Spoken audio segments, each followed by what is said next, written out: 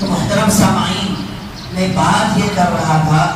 کتنے دن ہو چکے ہیں ہم نے فجر کی نماز ادا نہیں کی، باجماعت نہیں پڑھے ہیں۔ ذرا سوچئے، وہ اللہ کے رسول جب طائف میں ایمان کا اعلان کرنے کے لیے، کلمت اللہ کا اعلان کرنے کے لیے طائف پہنچے، تو وہاں کے طائف کے لوگوں نے آپ صلی اللہ علیہ وسلم کو پتھر سے مارا اور اس طریقے سے مارا کہ آپ صلی اللہ علیہ وسلم کا لہو بہتے بہتے نالے مبارک تک چلے گیا۔ ایسے سچویشن میں اللہ نے تو فرشتوں کو بھیجا، کہا کہ میں پہاڑوں کا فرشتہ ہوں، میں بارش برسانے کا فرشتہ ہوں، اگر آپ مجھے اجازت دیں تو میں دونوں پہاڑوں کو دبا کر ان کو کچل دوں، اور آپ اگر مجھے اجازت دیں،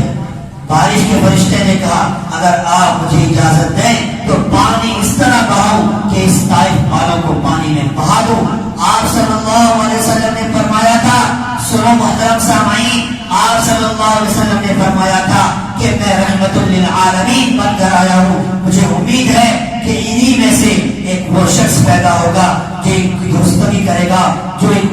اسلام کو پھیلانے والا بنے گا۔ ایسے سچویشن میں کہ آپ صلی اللہ علیہ وسلم کو پتھر سے مارا گیا تھا، اس کے باوجود آپ صلی اللہ علیہ وسلم نے ان کے لیے کوئی بد دعا نہیں کی، بلکہ امید کی کرن جگائی تھی۔ لیکن ذرا سوچئے، ایک وقت وہ بھی تھا کہ آپ صلی اللہ علیہ وسلم نے صحابہ سے مخاطب کر کے کہا تھا، اے صحابہ کرام، میرا دل کرتا ہے کہ میں ان لوگوں کے گھروں کو جلا دوں،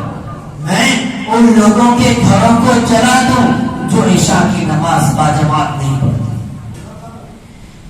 اتنے بڑے رحمت للعالمین اور اتنے بڑے رحم دل آپ صلی اللہ علیہ وسلم، ان کو پتھر سے مارا گیا، اس وقت بھی رحم دلی کا انہوں نے اظہار کیا، لیکن جب نماز کا معاملہ آیا تو آپ صلی اللہ علیہ وسلم نے کہا دل چاہتا ہے کہ میں ایسے لوگوں کے گھروں کو جلا دوں۔ ذرا سوچئے میرے بھائیوں، آپ صلی اللہ علیہ وسلم آخری وقت جاتے جاتے اس حال میں